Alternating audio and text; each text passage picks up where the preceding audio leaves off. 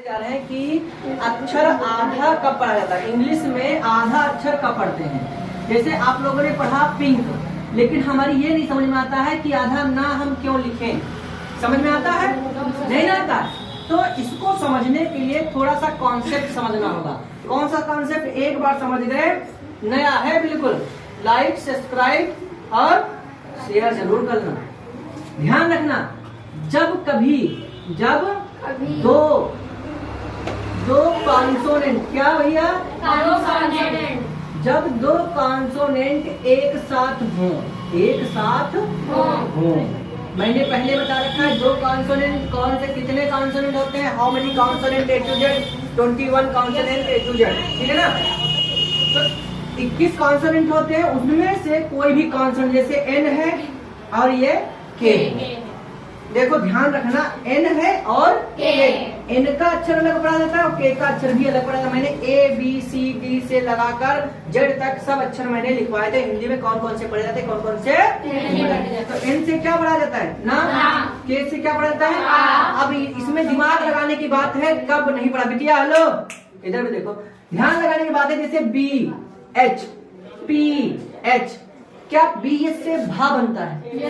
B से बा भी बनता है, एस से हा भी बनता है, लेकिन बी एच को जोड़कर भा भी बनता है। क्या बनता है? तो ऐसे वर्ड को आधा नहीं पढ़ेंगे। ऐसे वर्ड जो दो कॉन्सोनेंट इस तरीके से जुड़े होंगे जिससे एक नया अक्षर भी बनता है, उसको हम नहीं लिखेंगे। जैसे पी एस से फा बनता है, ना बनता है? पी एस से क्या बनता है? इसको हम नहीं जोड़ेंगे। ध्यान ये रखेंगे कि इन अक्षरों के लिए, जैसे बी एल, यल नहीं एल, ध्यान रखना, बी एल का साथ क्या बी से बा बनता है, एल से ला बनता है, लेकिन बी एल को जोड़कर कुछ बनता है?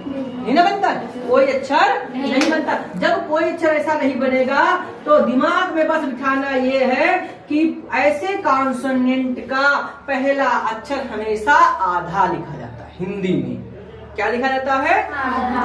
कहाँ? हिंदी में। कैसे? देखो, बी एल, बी का आधा अक्षर बा, समझ गए ना।